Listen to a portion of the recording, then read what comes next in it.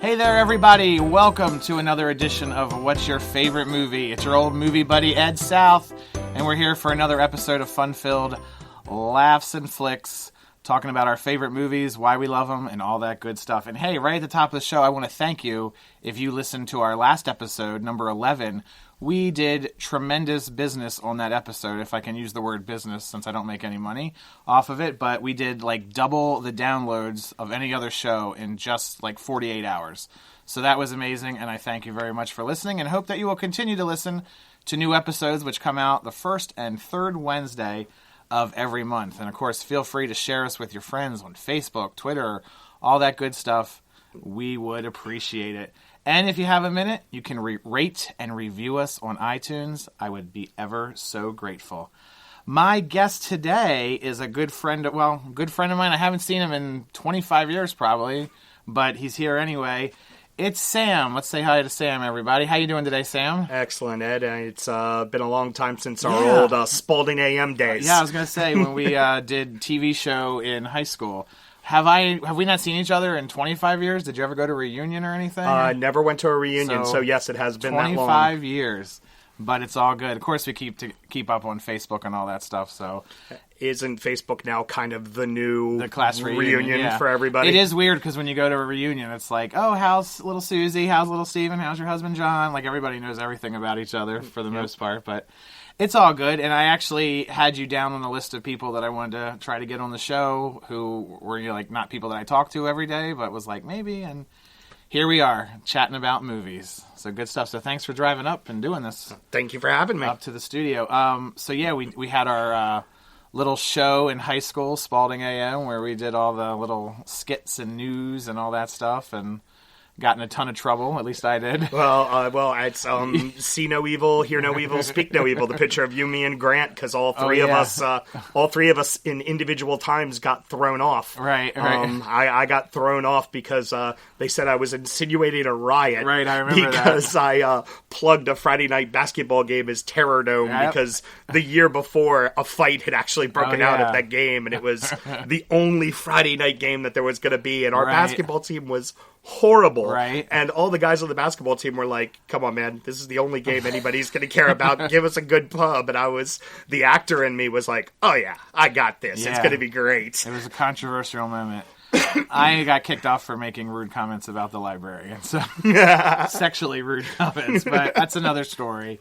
And we used to do like all kinds of skits and stuff in school, I remember. Yep. And I remember I had like a little troupe of actors that I always called on you for things, and we played the teachers in different sketches. Do you remember that? Yep, playing Mr. K. Is that okay? Yeah, our homeroom teacher, and I was the gym teacher who was a woman, but I would put a dress on and or a skirt, and I don't know how we got away with that, but anyway. Casey helped out with that with those two. I remember. Yeah, he would do one of the English teachers. Right, yep. Who had very large breastises. Yes, and he would.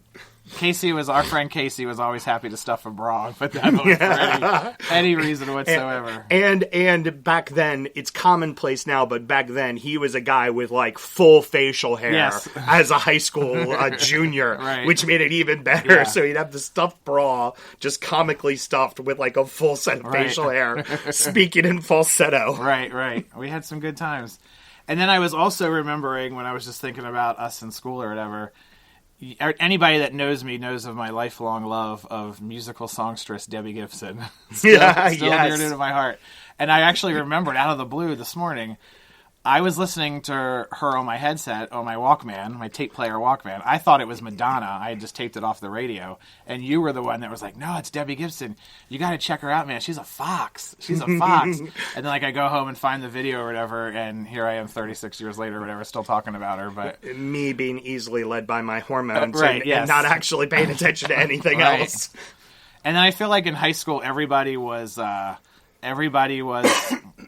categorized by what kind of music they listened to, and like everybody knew I was the Debbie Gibson guy and you were the REM guy. Yes, I was. It's funny because at that time, like everybody knew me for loving REM as much as I did, and the fact of the matter is I was really more of a kind of a punky guy. Right. Like I really loved the Pixies and I really loved Bob Mould and Husker Du and stuff like that, but everybody knew me for REM just because it was, well, frankly, it was the band I saw in concert. It was at the time because when when we were seniors, right when we were graduating, is when Out of Time came out, and Losing My Religion became number one, and like just REM, you could not escape them. Exactly, yeah. And I just kind of became the REM guy. I remember you like yelling at people, friendships will be broken over REM.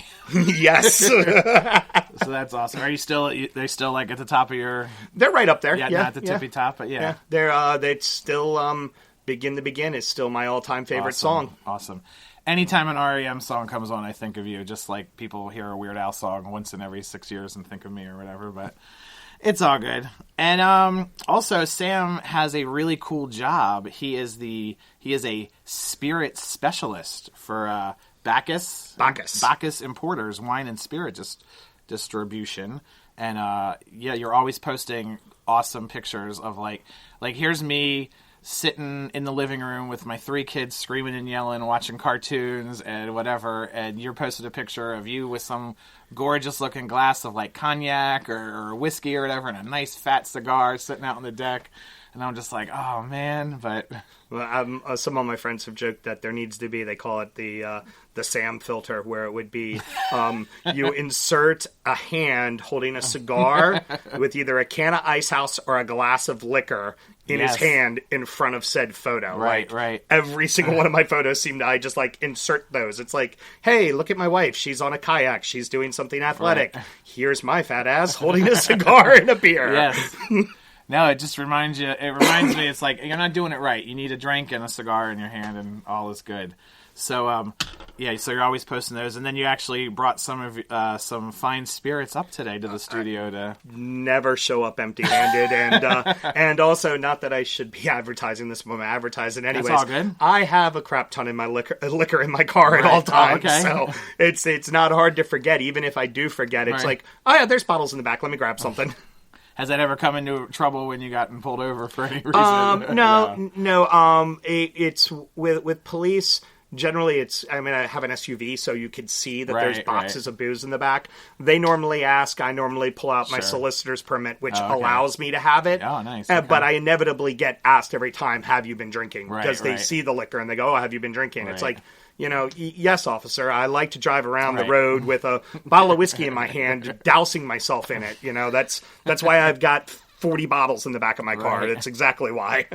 So, what did you bring for us today to sample?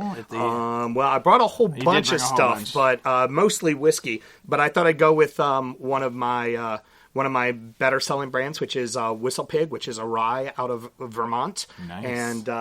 And I figured I'd do something that is a little bit sweeter. So I went with their Old World, which is a marriage of 3 different types of barrels. And it's in a very fancy bottle. We're doing it near the microphone for sound effects purposes here in the studio. And Sam even... listen to that. Thank you, sir. And he even brought glasses with him. So this is a class act. If you have a podcast, I suggest having Sam on as a guest. But yeah, I never get, smells good. We go to a lot of wine festivals. My wife and I sample wine, but I don't, it's like, it's either, that's good, or I'm going to spit it out. So. All right. So, here's a hint. When you're tasting something, the front of your tongue gets the sweetness, your sides gets the sour and acidity, the back gets bitter.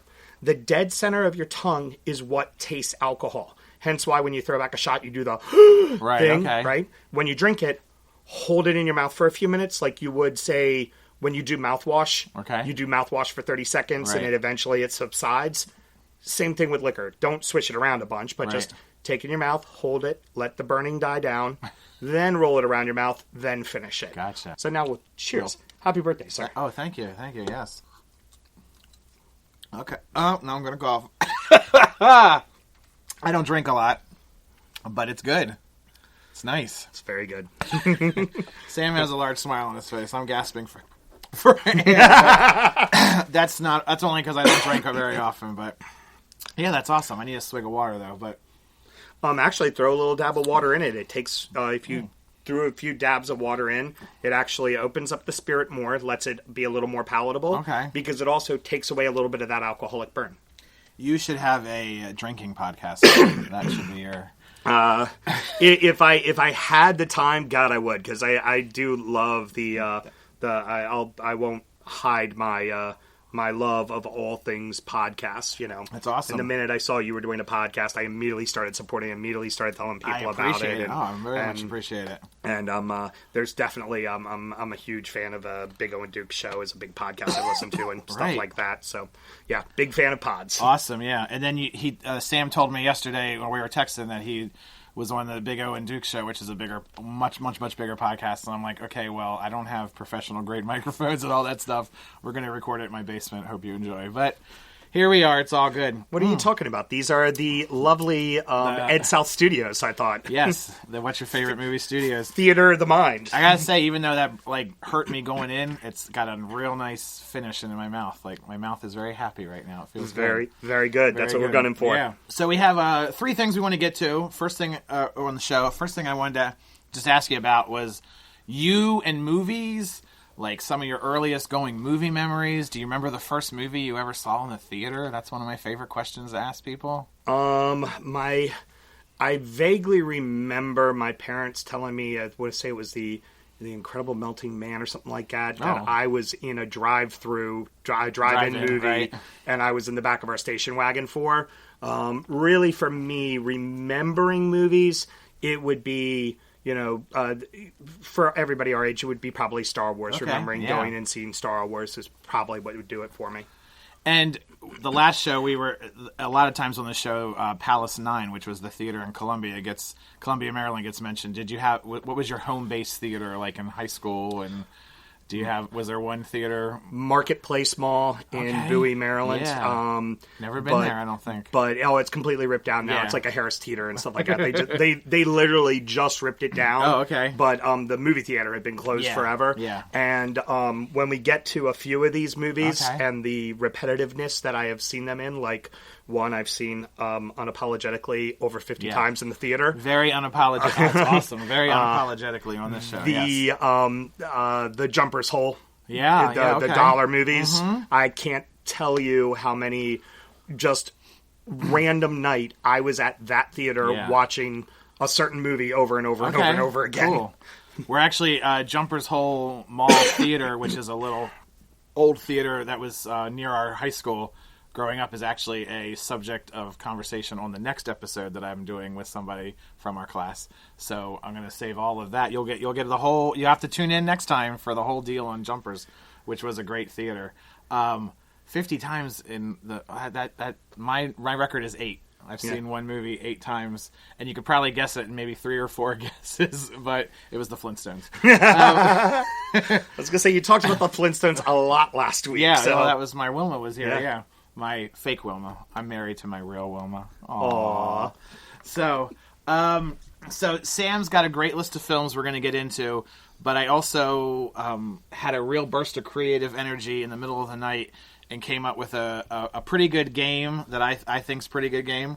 So I thought we'd give it a try. And I'm calling it the What's Your Favorite Movie Pyramid for no reason at all except that I came up with some categories that sound just like out a $25,000 pyramid. Or now it's the $100,000 pyramid, but I call it $25,000. So Sam, you can pick your category for this game, and it's just naming these movies. The categories are NC-21 or Pele Matinee. Okay. NC-21 or Pele Matinee. Well, since I'm a soccer guy, I'll go with Pele Matinee. Right. Pele Matinee. Name these family films about soccer. Family films about soccer. Oh, I'm in so much trouble. Are you ready? I got a couple. Here we go.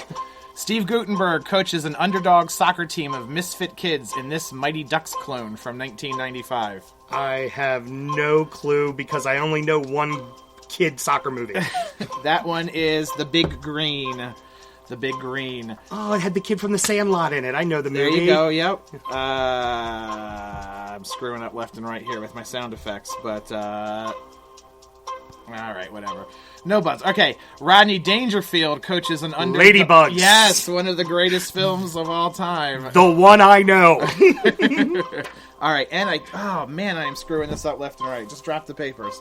All right. Here we go.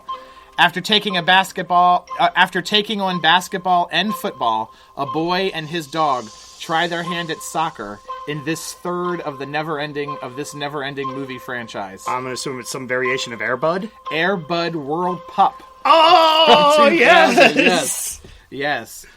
Heart-stopping talent doesn't seem to be enough for an 18-year-old girl in London when her parents want her to hang up... Bend It Like Beckham. There you go. 2002 comedy, Bend It Like Beckham. Number 5, Mary-Kate and Ashley Olsen join the soccer team, meet boys, and do the crazy things teens do in this 1999 direct-to-video kiddie flick. It'll be Mary-Kate and Ashley something, because that's the title of all of them. Switching Goals. Oh. Directed by comedy legend David Steinberg. Robert Duvall plays Will Ferrell's father in this 2005 comedy about coaching another misfit underdog Pee Wee soccer team. Kicking and screaming. Damn, there you go, son. And finally, number 7, in World War II, a group of Nazi... Victory officers I knew that one. come up with a propaganda event in which an all-star Nazi team will play a team of Allied prisoners in this 81 PG rated. There you go. You were like 5 for 7 there. I can't do sound effects and keep score and all that, but Victory with Sylvester Stallone. Sylvester Stallone is the goalie. all like mucho rockied up, like making the saves. Yeah, 81. That's like right in the middle of his Rocky run. Yeah.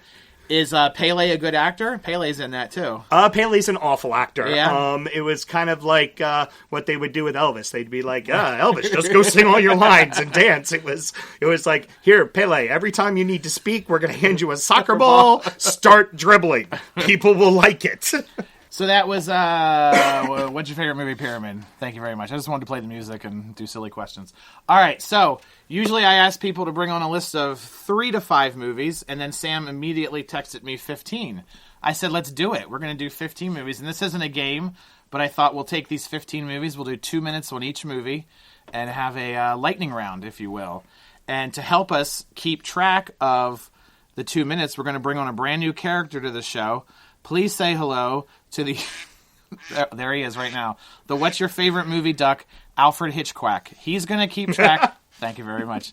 He's going to keep track of our time here, and we're just going to go through these 15 minutes. Grab your pen and paper, or these 15 movies. Grab your pen and pencil, and write down some movies, because you got some good viewing coming up.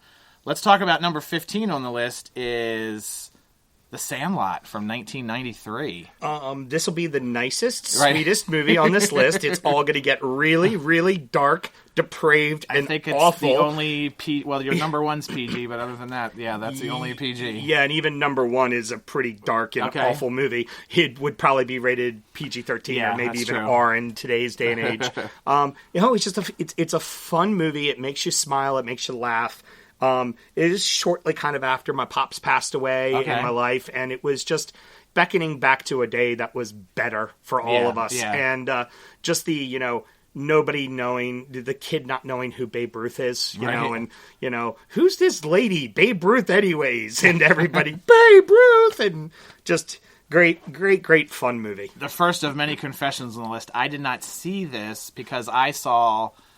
Rookie of the Year, which was the other kid baseball movie I think that came out right at the same time, so I canceled the other out and I saw Rookie of the Year instead. Well, Rookie of the Year does happen to have the term funky butt loving on it, that's so true. I'm okay with that. And that's the guy who did all the he was in all the American Pie movies too. Yes, that kid. And then Daniel Stern's in that. Yeah. Yep. And it was on TV this morning, so I did tape it and I do want to watch it. It was on Netflix forever, and then when you gave me the list, I go to look for it. I know you're not a huge sports guy, but knowing your sensibilities, you are going to flipping love this movie. I like sports movies. You're really going to love this movie. I like sports movies because I can follow like 45 minutes of a game. I can't follow 3 hours of a game, but if you're going to give me the pieces of it, I can got it. So, did you see a Sandlot in the theater?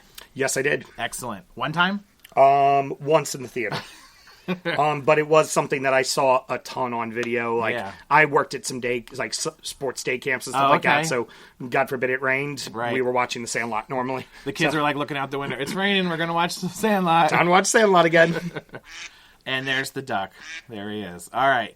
Let's move on to number 14. And we got Full Metal Jacket from 1987. A quaint little family film about Vietnam. Right.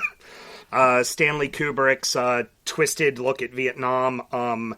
I loved how it was broken into 2 stories. The story that is what is boot camp, and we get to be introduced to the amazing, wonderful, incredible R. Lee. I was going to mention Emery him, for the first time. Awesome. And I quote that movie all the time. I can't quote it here because there's a lot of F-bombs. Right. But it's you watch it and you're laughing, but at the same time you're horrified with everything that's going on and the way that it's depicted. And but that's what Kubrick does best. Right. Is he does twisted, dark, and real. I mean, it's a Clockwork Orange. I mean, that's the guy we're talking about here. So Matthew Modine doesn't mess it up too much. He does a really good job in his role. Matthew Modine. And I felt like it almost felt like two separate movies. And Vincent D'Onofrio, Private Pile. Everybody knows the Private Pile. Right. In fact, one of the scenes where he gets beat up, I know my friends refer to it as getting piled. Okay. Pretty graphic movie, I assume. Oh yeah. Very highly sexual. A lot of violence. A lot of cussing. Is this the movie where is this where "Me Love You Long Time" come from? Yes, this is exactly where that comes from. Okay. Yep, it's a Vietnamese hooker on the street telling him that she'd love him long time, and you start to learn about the Alabama blacksmith being too buku and stuff like that. It gets really. It's a crazy movie, but incredible in the route that it goes, and like I said, I think it's Kubrick's best work. And later sampled, "Love Me Long Time" later sampled by Two Life Crew. Yep. Which I always thought it was weird they would play that at school dances since we went to a Catholic school, but they played it anyway. So you wouldn't recommend that movie for me, probably? Oh God, no. Shielded from my little eyes. But number 13, I have seen several times: Planes, Trains, and Automobiles. Definitely another film that reminds me of The Old Man. Okay, and, cool. Backstory: the old man, when he passed away, was 40, so way too young, but was 6'8", 489, so was literally the height and width of a doorway. Would have had to bend his head down to get into the studios here. Wow. He did a lot of traveling with his job, and... did he sell shower ring curtains? No. He worked Department of Defense, Navy. Oh, okay. But he did a lot of traveling, and when we saw this movie, I just remember how much he laughed and got into it. Yeah. And then just explained how pretty much every scene of that movie, to a lesser extent, not as a built-up extent, but has happened to him. Wow. Like where he has to share a bed with a complete stranger, right. or the car snafu, or being on a train, being on a bus.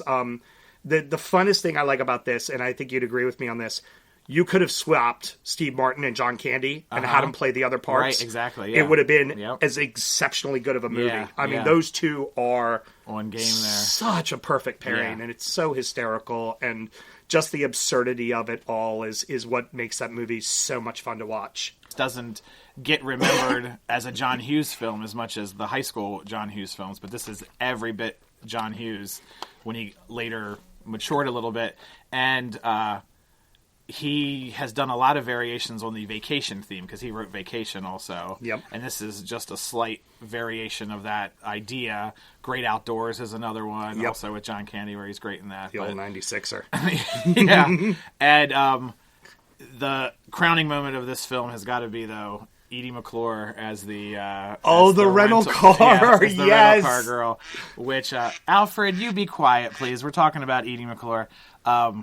She drops the F-bomb like 18 times in a minute and a half. Such a great scene, and I think that's the only cursing in that whole movie, except for maybe like a hell or damn. But and that's a perfect example of how you use profanity effectively in a movie to get a laugh and not just to overkill or whatever. 2 doors, four wheels, and a steering wheel with a lot of F's in between all of that. I want an effing car, and I want it effing now. Oh yeah, Steve says it starts it, and she continues it. So great. Let's move on to number 12, American Beauty, which I did just see this not that long ago, actually. It's a great movie. It's the acting first and foremost is what really draws me to it. Really not just so much what Kevin Spacey does, but also what the part of Chris Cooper, who is the next door neighbor's boy's father. Yeah. He's phenomenal in it. Annette Bening is really good, especially the way. I mean, essentially, we're watching a woman have a nervous breakdown right in front of our eyes, and she does it perfectly. This is one of, I'll give away a hint, this is one of 3 movies with Kevin Spacey on my list. although not my favorite actor, I really love him. And I really love him in this movie, and that's what really makes me enjoy it so much. I'll give my wife credit on this. She said it was almost the perfectly made movie for the end of the 90s, because it was kind of it was the perfect setup for the start of the millennials. Yeah. If you look at those kids, it's like, right. Yep, that's those darn millennials. Yeah, because they seemed really way out when the movie came out. I saw it in the theater when it came out, but then rewatching it, it's like, yep, those are kids. Those are kids. Great acting. Phenomenal acting. And what's her name? Mia Sarvini. Oh, she's so beautiful in that movie. Yeah. Gosh. And, that's definitely me in a younger day. That was one of my absolute heartthrobs. I would just be like, oh my God, she's so gorgeous. Yeah. But, it comes down to what Spacey who's her does. friend? Doesn't she have a friend in it? Does she have a friend? The friend's the daughter of Kevin Spacey. Okay. Oh, that's Thora Birch. Yeah, that's Thora Birch. A good actress, yeah. And then Chris Cooper was the neighbor. Yep, there was the father. The father, right. Right. Which, until then, the only thing I had seen Chris Cooper... Well, I rewatched it earlier this year, American Beauty, and then Chris Cooper has this really heavy... thank you, Alfred. He has this really heavy role in it, but I know him as the bad guy in the Jason Segel Muppet movie. Anyway, I just saw Kevin Spacey's newest film. Are you familiar with his new film? Oh, the one where he plays a cat. Why, funny. You and I have very different sensibilities. I don't think I'll be seeing that one, but you can fill me in all about it. Of the two of us, you will be making the wise choice, because I went and saw it, and it was terrible. Surprise. And I knew it was going to be terrible, but I thought it would be in a fun way. And it was in a bad way, not very good. So, pause down on 9 Lives, the cat movie. Why is he in that? What is the deal? Does he have a bills to pay? I mean, he's doing House of Cards right now, which is so well. He's got the commercials. He does the and like look at some of the movies he's done. It's like, why? Oh, why did you even sign on to that? And I mean, unless it's for like a kid that he like a family member or something. True. Sometimes they do a kids movie so their kids can watch it. I said to somebody like, why is Kevin Spacey, and this isn't going against your 2 minutes, by the way. I said, why is Kevin Spacey and Christopher Walken in this movie? And they're like, well, let's be honest, Christopher Walken gave up his credit a long time ago as far as appearing in bad movies. Still a good actor, but he was the bad guy in the Country Bear Jamboree movie, so what are you going to do about that? Where are we? Number 11, yes. Guardians of the Galaxy. This, I felt like I was the 7-year-old boy who walked out of seeing Star Wars for the very first time. I do not watch most comic book movies. Okay. I'm not generally a fan of most comic book movies. So you don't follow the Marvel universe? I regrettably watched Suicide Squad because it appeared it was going to be darker. Yeah. I watched Deadpool, but normally, no. I watch the Batman movies, but I don't go to the theater. I do not put my money down on seeing those movies. Guardians of the Galaxy is completely different. That's not a superhero movie. That's a sci-fi movie. And funny as all hell. It's so good, and just the characters are great. I mean, even you get somebody like Dave Bautista, who's a professional wrestler by trade. So good in that. He was fantastic. How literal he was, and then Cooper playing the raccoon was amazing. And what's his name? Dave Bustier? No, it was Dave Bautista. That's it. Was the big guy. He's so good in this. He's an MMA guy, right? No, wrestling. WWE. Okay. Oh, WWE. Yeah, and you're like, he has no business being that good. Like a WWE wrestler has no business being that damn good in a movie. Yeah. And dead on. And Chris Pratt, you can't say enough about how incredible, because he does a good job of being a badass, but at the same regards being a little bit of a knockaround, a little bit of a lovable loser, and he does it so well. And it just, like I said, this is Star Wars of the modern era. I felt so good about it after we did it. It is a flawless movie. Yeah, loved it. I loved how, even though it's a sci-fi film and the stakes get pretty high, the comedy never stops. It's not a comedy, but it's funny throughout. And when you think it's at the most serious moment of the movie, they just hit you from left field with when he starts doing the dance in there at the end. Yep. And such a great movie, Guardians of the Galaxy. So you'll definitely be on board for Guardians of the Galaxy Volume 2. I will be in the theater probably opening night to see There you go. And they just announced a Guardians of the Galaxy ride at Disneyland coming soon. Oh, very cool. Yeah, so there you go. Number 10. I've seen this one. The Usual Suspects from 1995. Saw it. Don't think I understood 1 minute of it. Go. Okay. Well, I'm actually kind of surprised you saw it. Like, that seemed interesting. Now, this would be yet another Kevin Spacey movie. Yeah. Really, what I love the most about this is it's Spacey and Chaz Palminteri going back and forth each other the entire time through the interrogation. And I don't want to give away anything about it. If you haven't seen it, see it, because I remembered seeing the twist, the turn, the big reveal. It's one of those movies. Blows your mind if you don't know about the movie. You're like, you stand up and you scream at the TV, or you go, oh my gosh.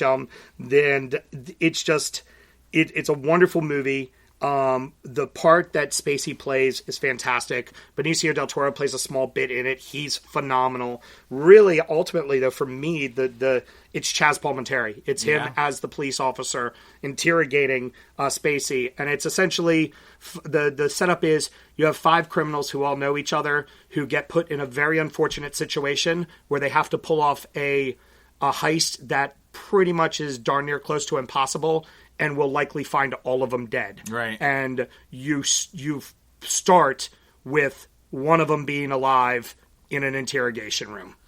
Did you? If I rewatched it now, I would probably get it now. 95. I was like, "There's no turtle running for mayor in this movie. I don't care about it." But who else? Kevin Pollak was in this, right? Mm-hmm. He was really good. This is one of the movies I remember from my younger days, like kind of being dragged to. Usually, I'm calling the shots when my gang went to the movies, but I could see that this fits right in that time period of like what Tarantino was doing and what Guy Ritchie was doing. This falls right in that world. And have you ever been to Moe's Mexican, whatever that restaurant chain, Moe's? Mm-hmm. You can get the Kaiser salsa. Yes, the Kaiser salsa. Thank you very much. Salsa, yep. When the movie came out, the whole ad campaign was "Who is Kaiser Sose?" which was a character in the movies. Yep. And you can get Kaiser salsa at the restaurant. Number 9, Gangs of New York. This is Scorsese, right? Yes. There are better Martin Scorsese movies, but I love this one. But this is your favorite, yeah? There's better Leo movies, but I love this one. There's better Daniel Day-Lewis movies, but I love this one. I love the storytelling of it. I love the cinematography of it and how it's shot with the 5 points and everything. And also, my wife's a bit of a history nut, so I listen to some of her history podcasts, and hearing them go back and talk about the 5 points and what a awful, awful, awful place it was and a time to be alive, really kind of brings even more to that story for me. This movie's like 1860s, am I right? Okay. Yeah. It's right around during the Civil War. The Civil War is a bit of a backdrop, but not a major influence in it. The most major influence is the fact that it's, Irish people coming off the boat to settle in and think that they're going to have a new start. And all the wife and kids go one way to essentially be turned into either slave labor or prostitutes. And the men get shipped off to go fight for the North in the war. And they haven't even spent 5 minutes in the country, and they're already fighting for it. So it's a real feel-good film. Oh yeah, but the bulk of it is really based around Daniel Day-Lewis and his kind of pro-American sentiment and his gangs that he runs and kind of runs everything, and then Leo and his group of Irishmen that fight against him, and it doesn't really get resolved, and that's what I kind of like about it. And as I said, there's all 3 of those guys have much better work. This just happens to be the one that I really love. Yeah. If it's on TV, I immediately watch it. I never turn it off. I always watch this movie. Those are the movies we're looking for. What would you say? What would you say is a better Leo film? Leo Aviator, I think, was his best work. And Marty, absolutely, his best work was Goodfellas. All right. And what about Daniel Day? Oh, God. I don't know if I've ever seen... There Will Be Blood. There Will Be Blood would probably be his best work. Gotcha. Now, number 8, I have seen some of Train Spotting. Oh, we want to talk about a movie that is just about really, really, really awful things. This entire movie. This is the start of Ewan McGregor's career, and I believe your friend Kevin had this on his list as well. You know what's your favorite movie history? It's amazing individual performances by each of these characters. All the characters are really, really great. But the thing you have to realize is that they're all awful human beings, and they're also awful human beings to one another. Right. Like, it really kind of shows the grip of what heroin is and how all of these guys are addicted to the drug first and foremost and could give a damn about anybody else. And even towards the end, when it seems like they've all beaten their demons and everything and kind of gotten it together, they're still awful human beings to one another. They still treat each other terribly. They still stab each other in the back. I see they're doing a second Train Spotting. Yeah, T2. I'm interested to see how that plays out. Now, they say it's based off of one of the writer's original works, and forgive me for not knowing the writer of the book, but it's based off of one of his works. But the way that the first movie left, I would imagine if some characters saw the other character, they would kill him. I know I would. Right. The way that it ended was kind of rough. And so I'm interested to see how a second film is going to be. But it's cool when a sequel percolates like more naturally like that. Like that wasn't the studio being like, give me another Train Spotting. Like the people that are did the first one want to do another one and follow up on these characters. Yeah. So that should be kind of cool. I like the name T2 though, playing off of Terminator 2. Absolutely. Living with 3 Children, an R-rated movie of this nature, I need to wait till everyone's in bed before I can watch it. So when I did get to see it, it wasn't until like after midnight I started it, and I started to doze off like right when like someone was puking in the toilet. And, okay, Alfred, I got you. But but what the way you described it, it would sound like a real down, depressing movie. But actually, the way it's put together, it's a very upbeat, like not upbeat, happy, but like fast and manic and crazy. Lust for Life is the backdrop song to the whole thing, and it just kind of has that thump thump thump, the bass drum kind of feel to the whole. Yeah. It's go. It's definitely go. It starts and it goes and it keeps going from what I saw. Number 7 on Sam's list. Inglourious Bastards, spelt ERDS. Okay. There's a story why it's spelt wrong. I don't remember the story. But I don't either. It's Quentin being Quentin. That's and it. That's what it is. Quentin likes to be weird. This is one of the first of a couple movies from Quentin on the list. I have one that's much higher on my list than this. And although that one that's much higher is my more favorite movie, this is his best work. Okay. This is the one that should have won him best film. He lost out to The Hurt Locker that year. And what I find so amazing about this movie, and I got a couple of notes about it, would be first off, most movies that change the outcome of history, they advertise that, and that's what it's all about. Okay. In this movie, myself, my wife, and my friends who all saw it, we all walked out, we all looked at each other and went, they just killed Hitler. Right. What? Like, completely blown away by it. They were like, they just killed Hitler. Really, really taken back by it. But really, ultimately, the point wasn't supposed to be Hitler. It was more talking about what utter and complete evil Christoph Waltz's character was, and how really you begin to see that he doesn't care what side he's playing for. He doesn't, as long as he wins and as long as his best interests are suited, because at the climax of the moment, and I know I'm giving stuff away in this movie. You haven't seen it, you should have seen it already. At the climax of the movie, they catch him. Christoph Waltz catches him getting ready to try to assassinate Hitler. Okay. And he lets him get away with it. Right. He lets him get away with it because he realizes, well, I can parlay this into something that benefits me more. Right.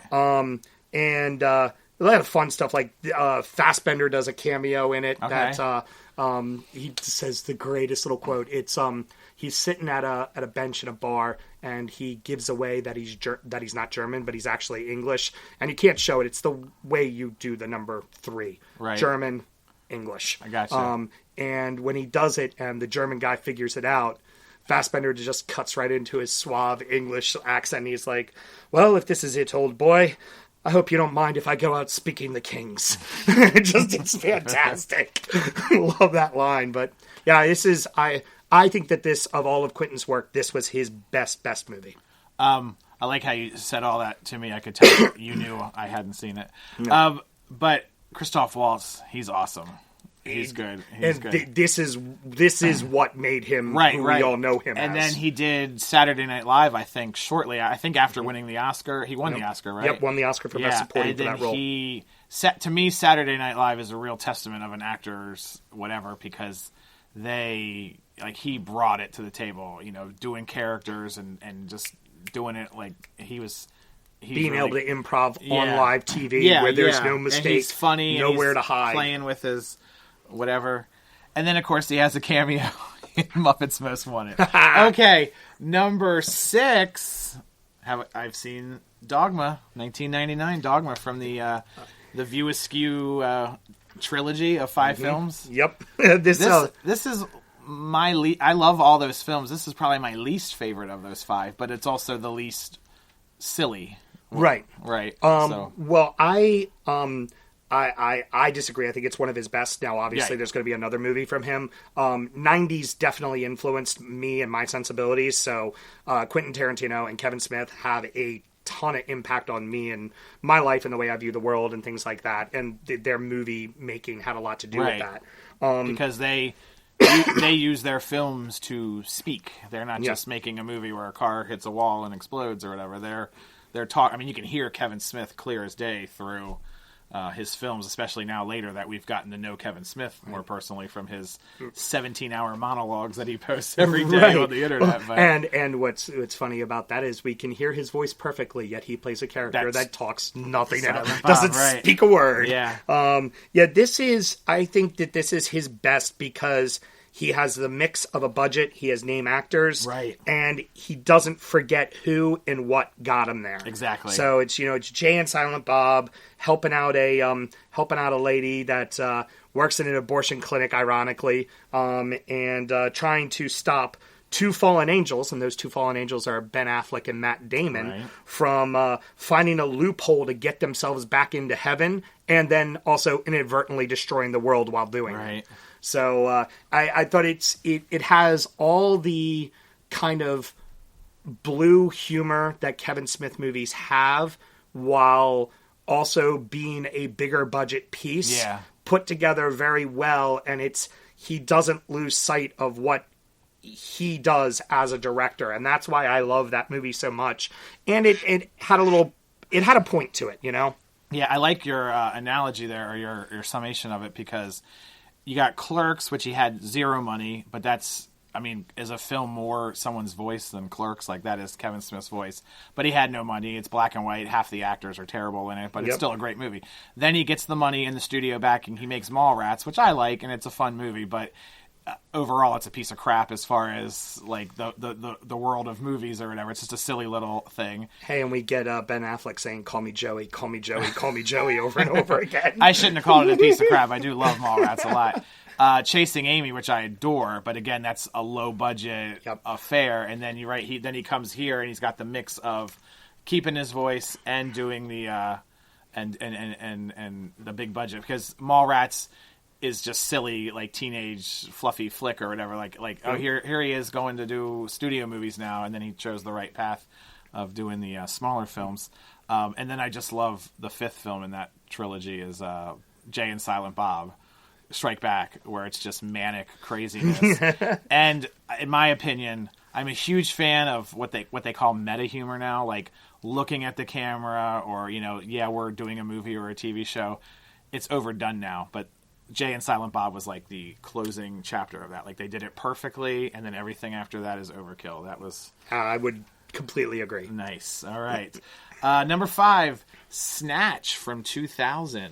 Tell me about Snatch. I've heard about it. It's on someone else's list who's going to do the show, but I have yet to research it, and I know nothing about it, except I believe it was directed by Guy Ritchie. Yes, Guy Ritchie. This is... For the lack of a better term, Guy Ritchie is the English equivalency of what Quentin Tarantino is, or Quentin Tarantino is the American Guy Ritchie, however you want to say it. But both of them kind of like to do that skip around kind of film, tell the story but tell it to you in pieces and then tie it together at the end. He also very much likes to use a certain kind of cast with him as well, and really, this is what is an English gangster film. And Brad Pitt plays a gypsy in it that there are literally parts of the movie where I still don't know what the heck it is he's saying. He's got this big, thick, heavy brogue, and Jason Statham. It's insane, the cast that he has, and a lot of them are big-time English actors. The one thing I had to do, I recently had the fortune of going overseas to the United Kingdom. Right. And when I was leaving the United Kingdom, when I left the United Kingdom and got back to the United States and landed on our soil, they were, do you have anything to declare? And it took everything in my power to go, yeah, don't go to bleeping London, because that's a line in the movie.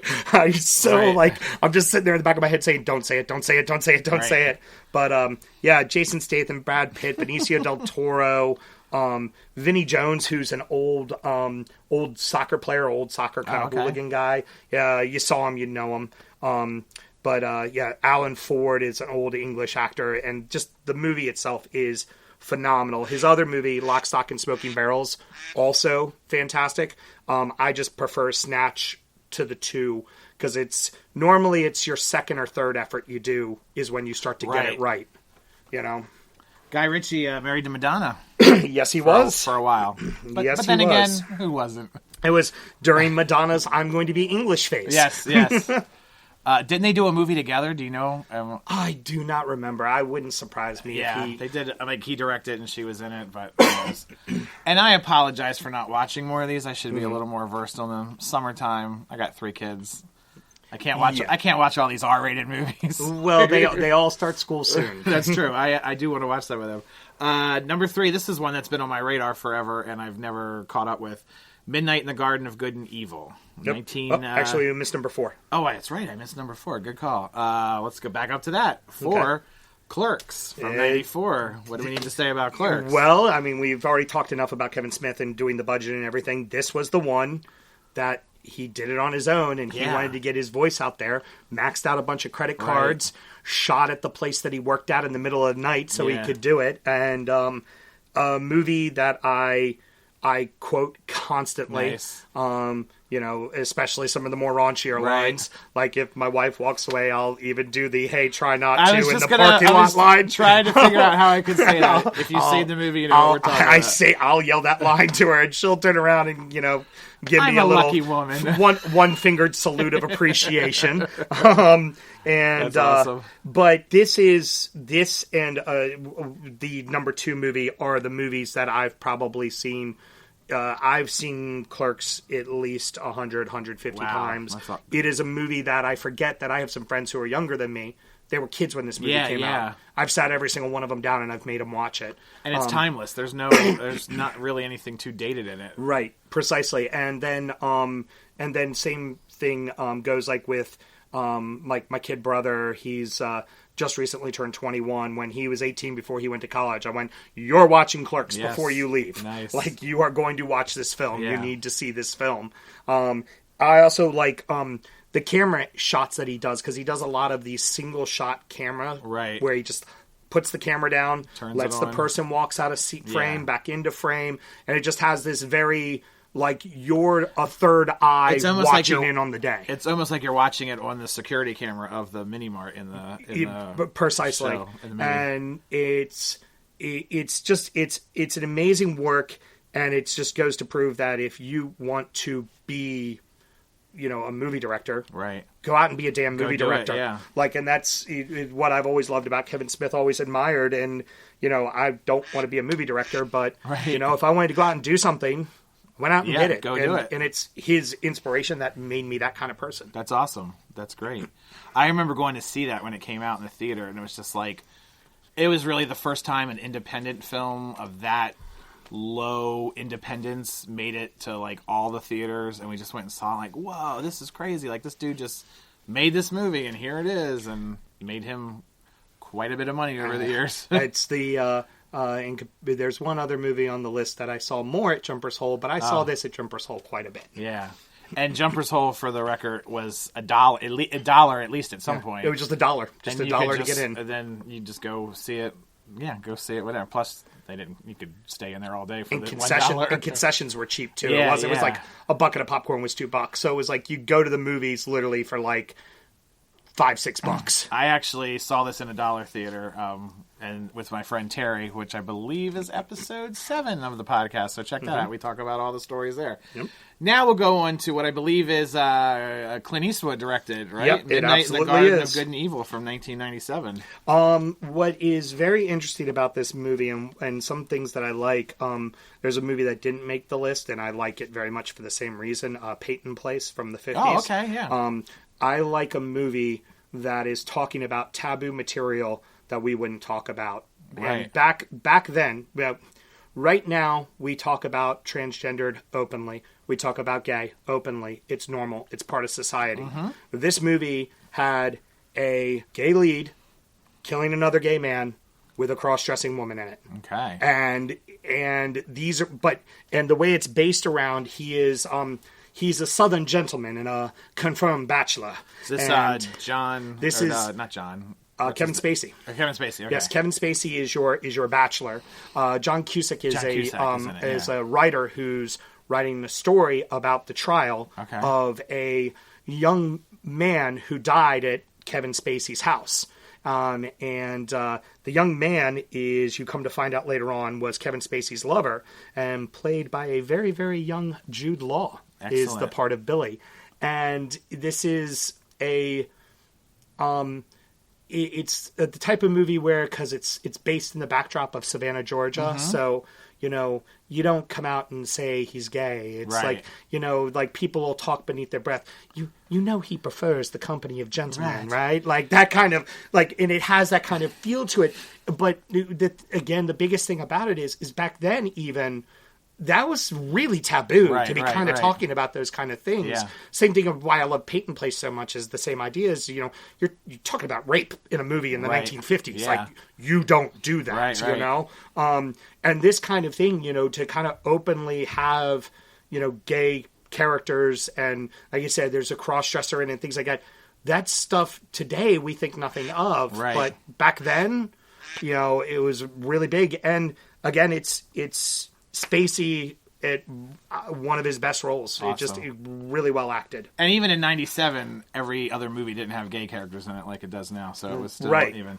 Let's move on. We are pushing our luck here with time. But number 2, and I apologize to everyone listening, I have never seen Pulp Fiction. Don't hate me. I've seen Reservoir Dogs. A perfect example, Reservoir Dogs to Pulp Fiction, where I say with Guy Ritchie, Lock, Stock, and Two Smoking Barrels, and then Snatch, where Snatch, by his second film, he started to get it right. Reservoir Dogs, Quentin's first, Pulp, his second. Right. Pulp's where he got it right. This is by far, hands down, far and away, one of my all-time favorite films. Awesome. Between this and number 1, I equate it to music. I think my favorite record and greatest record ever written was the Beach Boys' Pet Sounds. Okay. My second favorite record is the Pixies' Doolittle. I listen to Pet Sounds once a year. I listen to Doolittle every week. The first movie I watch once in a blue moon, and it's still my favorite movie. Pulp Fiction, I've seen in the theaters over 100 times. That is awesome. It was always at Jumper's Hole. Right. It was, if we had nothing else better to do with our time, any night of the week, we'd go see Pulp Fiction. There'd be nobody in the theater. We'd sit in the back and talk, and it would just be the backdrop. Right. But for $1, hey. It's just a beloved movie for me. I quote the heck out of it and still do today. And most of it is a lot of F-bomb rants, but that would be the bulk of it. It's just things that we take advantage of. Nobody did storytelling like that until it was done. Nobody did that bounce around kind of style and tie it all up at the end. And now people say Tarantino style. Like, this movie is a Tarantino style. This is what, I think, unfortunately, I believe it was the same year as Forrest Gump, and of course, you're not going to beat Forrest Gump. Correct. Yeah. You know, it had every reason to be the best film of the year. I think Sam Jackson had every reason to be best supporting actor, but was it Abe Vigoda won for Ed Wood? Yeah, and that was an amazing role. But like you look at all the things that not Abe Vigoda. Sorry, Martin Landau. Martin Landau, that was right. Phenomenal. Yes. Yeah. So just my most beloved movie. It's the one I quote the most. It's the one I see the most. I'm constantly involved with that movie, and it's another one I make everyone who's never seen it. Right. I sit them down immediately and make them watch that movie. That's awesome. What does we can slow down a little bit here. Mm-hmm. Your fandom of that movie. Do you have like figures from it, or you don't have a tattoo? Do you have any tattoos? No tattoos. No tattoos? For me, really the biggest thing that I do for as far as fandom goes is just to constantly quote it. If anybody says anything brilliant, it's check out the big brain on Brad. If we talk about going out and getting hamburgers, almost inevitably I go, oh, we going to that Hawaiian burger joint, just all the little dumb words. Right. Eric Stoltz doing who is this? Prank caller. I'll yell prank caller at people all the time. And even though I've never seen the movie, I know what you're talking about because all this stuff is just seeped into culture, and I know the dance and all these little bits. I need to watch it. If somebody brings up ham or bacon, I immediately go into the pig rant. Also, coffee. The every time there's a good cup of coffee, I'm like, oh yeah, Winston Wolfe would have liked this coffee. All right, we are hitting an hour, but we're going to do number one, which is kind of a left turn off the rest of this list. Would you say? Okay, yes. Yeah, The Mosquito Coast from 1986. Harrison Ford's my favorite actor. Awesome. Always has been, and I think we all know him from obviously being Han in Indy, and that's right. what we all kind of remember him as, or even to a lesser extent being the president or the fugitive or things of that nature.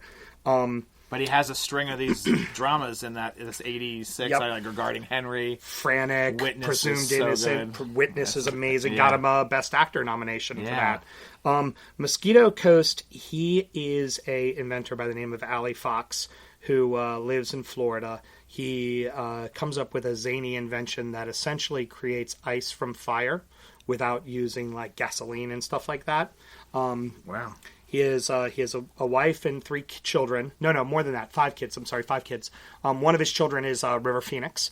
He basically sells everything, picks up his family, moves down to the Amazon to build his own utopia because American society doesn't deserve what he's created. Okay. So he creates, a little tiny community on the Amazon, a little like shack-ridden community. He creates air conditioning and ice and and all the wonderful kind of things that go along with it.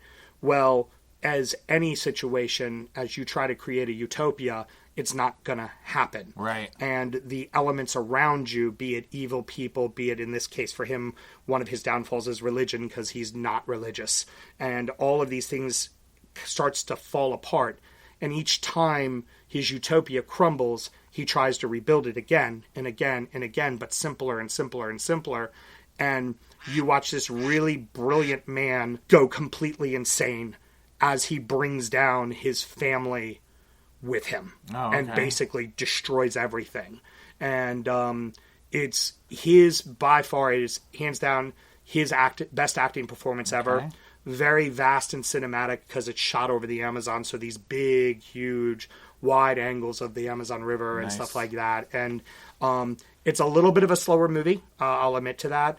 Like I said, this is my Pet Sounds. This is a beautiful movie that I don't necessarily watch all the time. Where Pulp Fiction's the movie that I love that I listen to every week. And you said you mentioned it's very hard to find, and Netflix. I still rock the DVDs on Netflix, and they have the DVD still. Nobody stole it or lost it. I put it at the top of my list like a week and a half ago, and they didn't get it to me in time. And I was going to make every intention to watch that, and I apologize to the entire nation that I didn't watch it. Instead, I saw Batman versus Superman, and I apologize to myself for seeing Batman versus Superman because that was. Did you see that? No, I did not. And you, like I said, you have made the smart decision. Sam, thanks so much for coming up. I hope you didn't feel rushed with our lightning round. That was kind of fun. It was fun to be the guinea pig. Yeah, I enjoyed it. And the sad part is I could easily give you another 15 movies to talk about and do it again. Well, that's awesome. When we need another guest, we'll call on you. We have to also thank our good friend Alfred Hitchcock. Thank you for helping. I don't know, whatever with that stupid thing. So yeah, good stuff. The top 5 movies for Sam: Snatch, Clerks, Midnight in the Garden of Good and Evil, Pulp Fiction, and The Mosquito Coast. Go find them, watch them. You've probably seen Pulp Fiction. You've probably seen Clerks. Go find the others. Good stuff. Yeah, so good times. Did you have fun? Had a great time. Thank you very much for having me. Thanks for supporting the show and being vocal on Facebook and in Twitter and all that stuff. And folks listening, if you like what you heard, tell a friend. Tune in again on the first and third Wednesday of the month. You can find us on iTunes, Spreaker, and links everywhere on Instagram, all these other things. And I should mention, we have an Instagram page. We have a Facebook page for the show. So if you're bored and have absolutely nothing else to do, go check those out. And you can find Sam on Instagram at Whiskey Sam. So you can see all those great pictures of delicious looking glasses of beverages and fine cigars and all that good stuff. I haven't smoked a cigar period in a long time. A really good cigar and even longer. And that's a sad thing, isn't it? I have one planned for the ride home. Nice. All right, well, folks, thanks for joining us. And we didn't have time to get to our sponsor today, but you know it. For unique and exclusive T-shirts inspired by nostalgia, pop culture, and iconic movie themes, check out DexShirts.com. That's D-E-X. All kinds of cool movie shirts. And if you use our exclusive promo code WYFMovie, you'll get 20% off your order. DexShirts.com. D-E-X. My name is Ed South. Find me on Twitter at Ed South. The show at WYFMovie Podcast. And Sam, thank you so much for driving up here and hanging out. It's been good times. Absolutely. It's great catching up with you again. Thank you very much for having me. You bet. And we'll see you guys soon. Until then, it's khaki wishes and cookie dreams.